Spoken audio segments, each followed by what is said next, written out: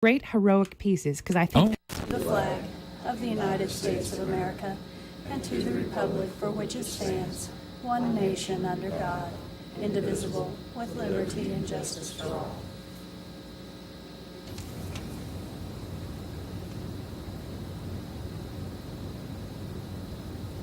Thank you.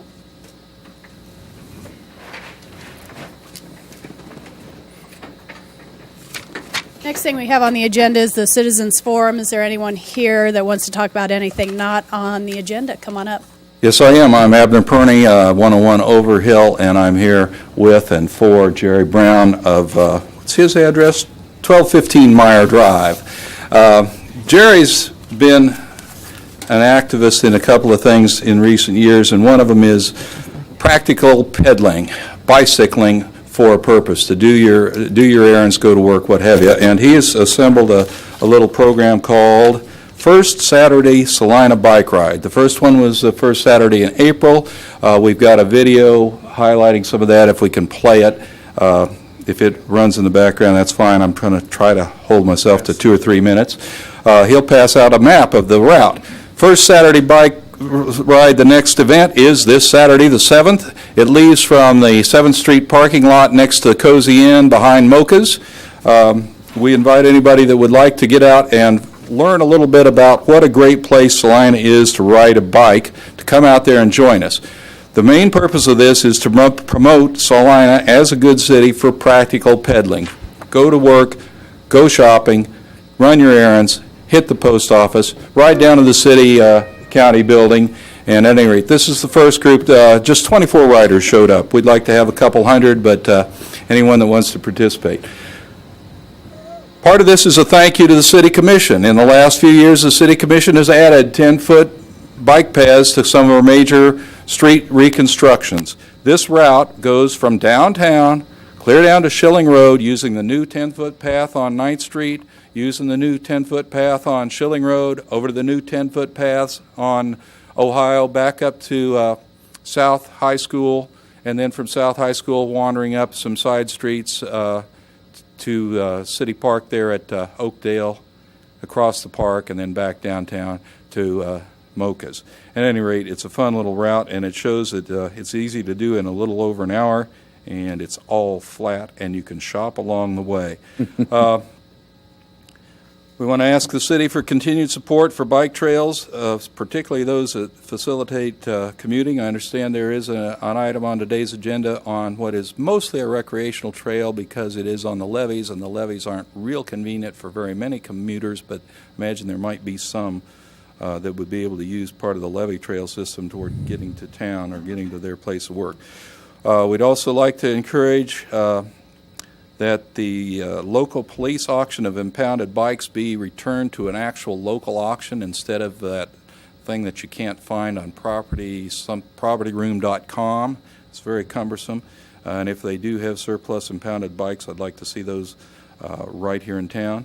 But overall, we'd like people to participate in the first Saturday Salina Bike Ride, an unofficial part of National Bike Month, which is May. We didn't ask for a proclamation. National Bike to Work Week is the 16th through the 20th, and if you've never tried biking to work but you're ready to give it a try, National Bike to Work Day is the 20th, so be there. Have any questions for Jerry? What's the mileage and what's your average speed on the That Saturday little loop ride? is right at 10.3 miles, and we average about 8.5 to 10 miles an hour, depending on which cluster of people you rode with. It is. We do follow all the rules, regulations, use the traffic signals, and ride in fairly small groups, and try to stick to no more than 2 bikes abreast, which is street legal. I'd like to mention one thing. When you're going across the intersections, which you showed there, and I was in last year and talked to the City Commission and mentioned that when you go across to a 4-lane intersection and you push the button to go across, the part that where the light's flashing for the pedestrian and the bells ringing, you know, for the pedestrian, only lasts 6 seconds. So what that does is that gets you can't get past the middle of the street before that goes off, and then that little hand comes up, which means nobody else should go but it also is a signal to the people that are in front of you that are making the right-hand turns. They take off a lot of times. So sometimes you're stuck out there while they're making their right-hand turns.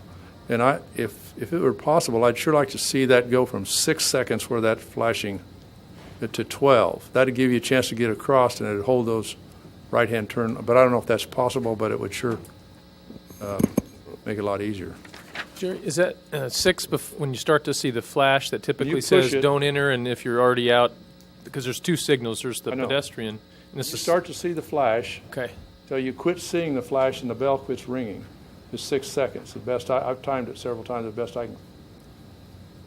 Could be 7. I think it's 6 though. So from when the flash starts to when it ends. And if you go really fast walking, you can't get past the middle till the hand comes up, which is, I know what that means, and it's still for pedestrians, but the people that are making right-hand turns think, hey, it's time to go. And they'll look right at you and turn. Well, then you got to wait for them. Yeah, It's that's just interesting. not right. I missed this last year, and I met with a couple of staff, and they said, well, didn't know whether they could change it or not. And nothing happened. So You can change that, I think, to be just about as long as you want. I think, though, what we try to do is use the international or the national standards, and it depends on the length of the intersection, some of those other 12 factors. seconds would be perfect for a fast walker, and you'd be there. Thank you. Thank you. Mike, real quick question on that too. Do we have the sign, the little signs that the newer models, if we wanted to spend more money, would have actual number countdown, which is probably the most simplistic form out there. We don't have those in Salina right now. I think we have maybe one. We have one. So, but do we have the little signs that explain the flashing symbols on all of those intersections? Do you know? We should. We can sure check that to see if all of those have that. I believe most of those should. There might be some that don't. Okay, no, those are helpful for the pedestrians. I don't know about the cars, but I don't know what to do with the cars on that. So we'll take a look at it. Thank you. Any other questions from the commission? Thank you, gentlemen. Thank you. Move on to awards and proclamations. Item 4.1, acceptance of a Greater Salina Community Foundation Nutrition and Physical Activity Grant for the Levee Hike and Bike Trail. Good afternoon. My name is Dan Mendocino. I'm the plant director at Phillips Lighting. I'm also a member of the board of directors for the Greater Salina Community Foundation. Some of you may be familiar with the foundation, established in 1999. We're in our 12th year with assets totaling more than $64 million. Since inception, we've awarded more than $23.5 million in grants from a variety of funds. The foundation provides a vehicle for individuals, families, businesses, and organizations to establish charitable funds for permanent endowed giving in our community.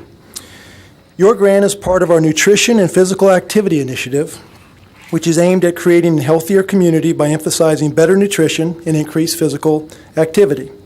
This is year 2 of a 3-year initiative where approximately $230,000 of grant funds are available for applications that are directly related to nutrition and/or physical activity and meet the goals of a community plan developed by the Nutrition and Physical Activity Coalition.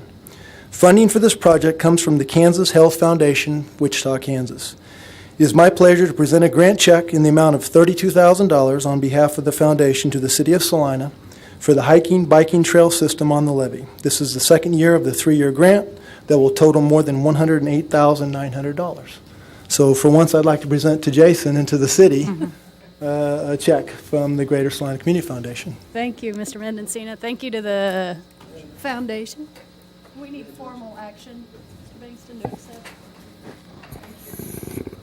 I don't believe so, Mayor. I think that's within I'll your just stay discretion.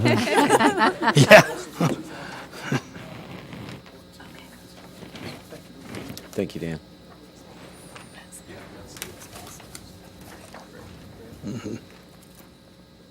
We don't have anything scheduled under public hearings or items scheduled for a certain time, so we'll move on to the consent agenda. Item 6.1, approve the minutes of April 25th, 2011. Item 6.2, resolution number 116824, authorizing the city manager to execute an acceptance of assignment of Booker Willis and Ratliff Corporation contracts to H.W. Lochner Incorporated.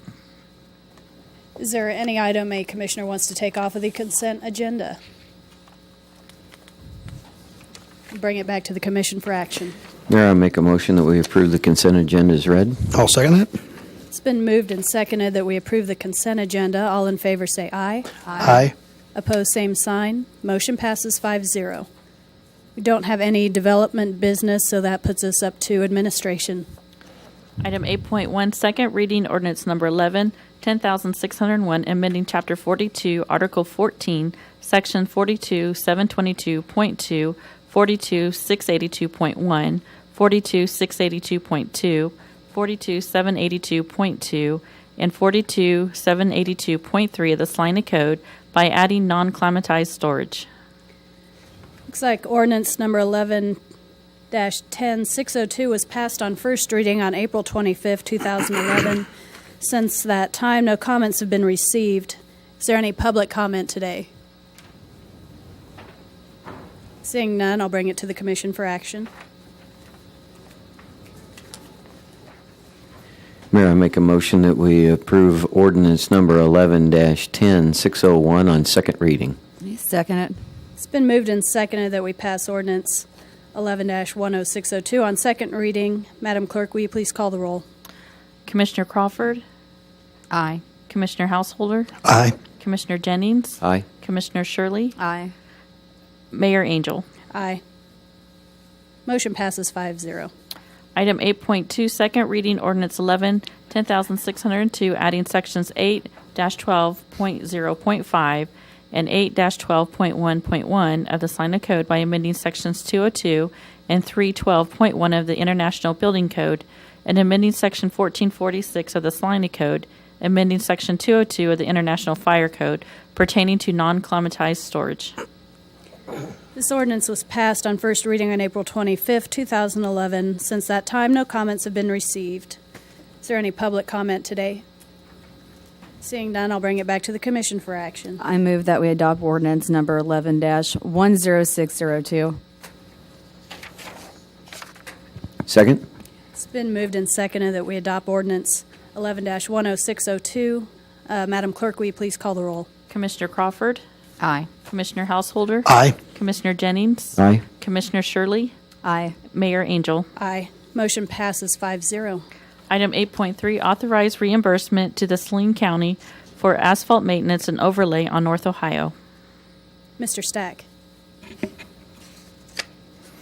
Thank you, Mayor and Commissioners. Salina County approached us earlier this year with their asphalt maintenance program. They are doing some work on North Ohio and wondered if we'd like to partner with them. We have, based on the map that's in the packet, we have some sections of Ohio that are currently in the city, and then the part in between that's definitely the county. And the road has been maintained at the same time over the years, so it's fairly similar in need as far as the maintenance cycle goes, and we've provided just an idea of some of the needs that should be addressed with the overlay, some block cracking, some moderate to severe rutting, potholes, some transverse cracks, and basically the fix is going to be an overlay of this. So the county has already contracted with APAC shears for their portions, and we are just trying to get authorization at this point to, if you're willing to basically go in with this project at the same time as the county. We will be, it's administered under their project with their specs, which are fairly similar to ours. APAC's a local contractor and is actually working on our mill and overlay project as well, so we don't see any reason that the quality issues or contractor issues. It's the same contractor with the same general specs, a little different process, but it'll be good for us to learn kind of how they do thinner overlays basically, and they're going to do 2 lifts instead of 1 lift like we normally do. So some of the things that we'll learn and work with the county on this project. So we would hope this would be okay with you all, and I'll take questions. Questions for staff? Mr. Stack, was this on the city schedule for necessary mill and overlay? Not necessarily. It's it's a truck route for them, and it doesn't seem like it's in as bad a shape as other routes, but it was, when they brought it to our attention, we actually went and looked at it, and as far as just kind of did a more in-depth analysis, and so we did find some areas that needed addressed and needed repaired, and so it just makes sense to do it at the same time as them. But I don't notice it as being as bad as others. Dan, do you know what the age of the pavement, existing pavement is? Don't. We just got our IMS pavement management group that did our survey. We haven't got that data back yet, so be anxious to see how this rates compared to some of our others. But I don't know how old it is. It's fairly thick pavement. It's been overlaid quite a few times, and it's a grain truck route, and so that's one of the reasons they like to keep it in a higher standard maybe than some other others. How often do the overlays occur? Approximately 8 to 10 years typically. I was trying to think if I had that information from the last time. I guess it's been a county road, so I'd have to ask them when they last overlaid it. Can find that out. So would these funds have been budgeted for a different project that we previously approved on our mill and overlay? Well, we would have just found another street to overlay or another street to microsurface, or so it definitely does eat into our sub-CIP asphalt repair budget. We typically just try to spend all the money we can on mills and on microsurfacings and overlays of our asphalt roads. Based upon what you said earlier, stop me if I'm reading too much into it, but maybe the almost 70,000 would be better spent on roads that are in more need of repair than these sections on Ohio. We definitely have roads that are in need of repair. Answer it that way. More so than these areas on Ohio Street. I guess I'd like to look a little closer at that. If you'd like me to look at that, we can try to compare that with some of the other sections just to see. It's outside the city. The portion that, and we've just done concrete north and south with the Ohio overpass and then the I-70 project, so it just hasn't shown up before as being a real, pothole issue or major issue. But we can take another look at that if you want to postpone it. Do you know when the county's schedule to begin? I see you stated it'd be completed in September, done this summer. Right. By deferring it, will there still be enough time on yours and their schedule? Yeah, Okay. no problem. They are currently working on North Ohio, north of Shipton right now. So they say this is the first road that they'll work on once they get done with that, which is still a few weeks away. So we could bring it back to you next week with a little more. But nothing glaring comes to mind. I mean, nothing that's. Not to me. Okay. Well, that's what I'm saying. Sometimes there's these hot spot areas that seem to get all the press. I don't want us reading too much time and delaying making a decision if there's nothing more important than this. If we're repairing roads and they all need repaired, let's just keep repairing them. It's kind of my thing. It's a good question. Just because you drive a lot of roads around here, and if you drive this one, you all drive that, I'm sure. Yeah. Did you notice it being that bad? And I drove it the other day, and I should have probably paid better attention, but I didn't notice the constant but-ump that we have on other roads, or some of the roads they've actually repaired with transverse cracks that the county has struggled with, State Street being an example, which is terribly bumpy. So, Well, it seems to me if it was that bad, it would already be on our sub-CIP schedule. well, that would, we're still working on that, actually. With our pavement management system, we try to hit the glaring ones, but hopefully with our condition inventory, we'll be able to say, these are the 70s or the 50s or whatever the number is, and we'll bring that to you, at least have a better way of. So it's basically in the past been kind of complaint based, and how are the roads, if we're pothole patching them a lot, need to be out there. So it's more of a reactive way of dealing with things. So I don't want to say that it's crazy to do this kind of work, but let's look at it for another week and then come back to you next Monday. Commissioners, if we do that, just a couple factors for Dan, and I guess I'll put it in form of a question, Dan, for you to look at. But all right. One is for you to look at to say, to see, based on the length of the county portion of the road, do you see a significant cost efficiency by piggybacking with them at this time compared to when you take another look and say, well, if we were going to do it, what year do you think it would fall into? You know, for example, is it 8 years out or is it 2 years out? Because if we're really within a couple or 3 years and you do find an efficiency, we probably are better off to just piggyback and do it. Right. If we don't see it, maybe not. Okay. Anything else? Any other That questions? Pretty much hits it. Thank you. Okay, thank you. So probably to postpone action. Yep. Until the That's next the way to regular do meeting. it. They get to do I just postpone it. drove this yesterday or day before, and I don't see any real problem there. So I would like to see it, have you look at it again. Okay, we'll do. Do we need to do a formal motion on that at all, or? Yes, I think this would be a case Yeah. where postponing to a date certain would be preferred. Does next week work for you, or? Yeah, that's Okay. fine. I'd move that we postpone this then till our next meeting scheduled for Monday. Second. It's been moved and seconded that we postpone this matter until the next regular city commission meeting. Is there further debate? I'll bring it back for a vote. All in favor of postponing this matter, say aye. Aye. Opposed, same sign. Motion passes 5-0. Item 8.4, authorizing the engineering agreement for bidding and construction phase services for the Salina Airport Authority Aviation Service Center Development Utilities. Ms. Tasker. Plenty of shock there. Thank you, Mayor and Commissioners.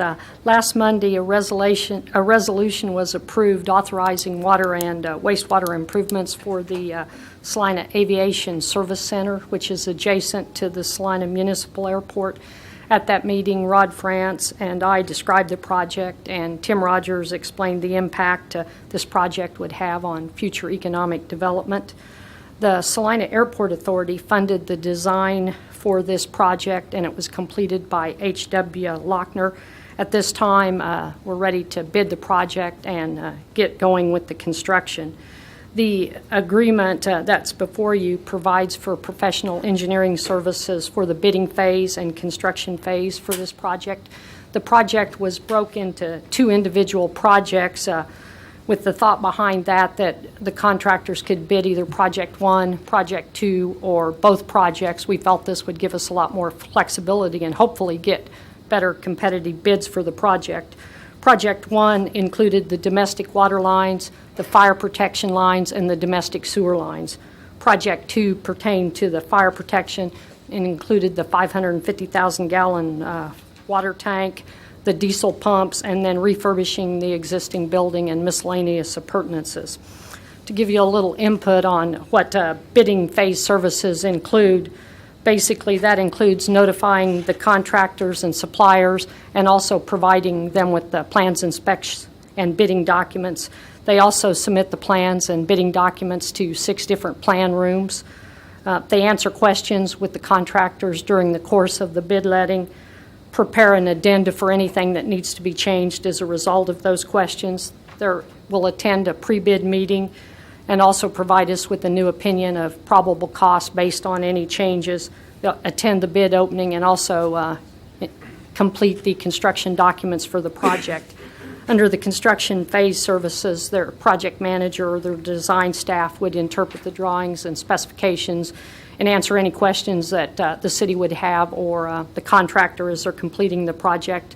They'd attend a pre-construction conference where we'd lay out the schedule and just basically how the project will fall into place over the course of time. They'd provide construction observation, which is someone on site to ensure that the materials and products that are used and the installation is per the plans and specification. They would review pay requests, the change orders, and shop drawings for the project. The shop drawings are basically approval of all the materials and items that would be used on the project. They'd also be involved with the substantial review of the project. And substantial completion is typically when we get to use it for its intended purpose, and then also they would come back and help with the final inspection. So there's a lot of details that are provided through these two projects. And H.W. Lochner will provide the bidding phase and construction phase services for both projects. As far as the construction observation for Project 1 or the pipeline work, the majority of that will be done by city staff, either the utilities department or engineering department. H.W. Lochner and their subconsultant, Pool Fire Protection, would provide the construction services for the Project 2, which is a much more complicated project than we're typically involved with, and we didn't feel like we had the staff expertise to do that project. Pool Fire Protection was involved with the design, and they'll only be working on Project 2. The total cost for the agreement is $174,015, and that is a not-to-exceed amount that cannot be exceeded without City Commission approval. The project schedule is based upon beginning construction June 1st of 2011 and the project being complete by April 1st of 2012. This project is included in the 2010 through 2014 Capital Improvements Program. Last Monday, the resolution authorized these improvements and the payment method for the $5.5 million project. Staff recommends that the City Commission authorize the mayor to enter into an agreement with H.W. Lochner of Salina, Kansas, for bidding phase and construction phase services for the Salina Airport Aviation Service Center Development Utilities Project number 0616-19 in an amount not to exceed of $174,015. Chad Lawson and Dennis Bowman with H.W. Lochner are here today, and at this time I would be glad, or they would be glad, to answer any questions that you might have. Questions for staff or with the corporate representatives?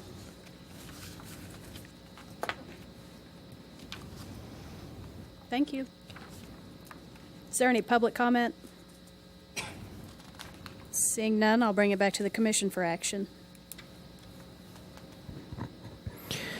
Mayor, I make a motion that we authorize the mayor yourself to enter into an agreement with H.W. Lochner of Salina, Kansas for the bidding phase and construction phase services for the Salina Airport Authority Aviation Center Development Utilities, project number 061619, in an amount not to exceed $174,015. Second. It's been moved and seconded that we authorize the engineering agreement with H.W. Lochner for bidding phase and construction phase for the Airport Authority Aviation Service Development Center Utilities Project. All in favor say aye. Aye. Aye. Opposed, same sign. Motion passes 5-0. Is there any other business? We accept a motion to adjourn. Mayor, I move we adjourn. There you go. I'll second. It's been moved and seconded that we adjourn. All in favor say aye. Aye. Opposed, same sign. Motion passes 5-0. We're We're adjourned. I really wanted to find out what extra. Take your honey out for a nice night out on the town. We want to give that to you as our special thank you this hour, going away to one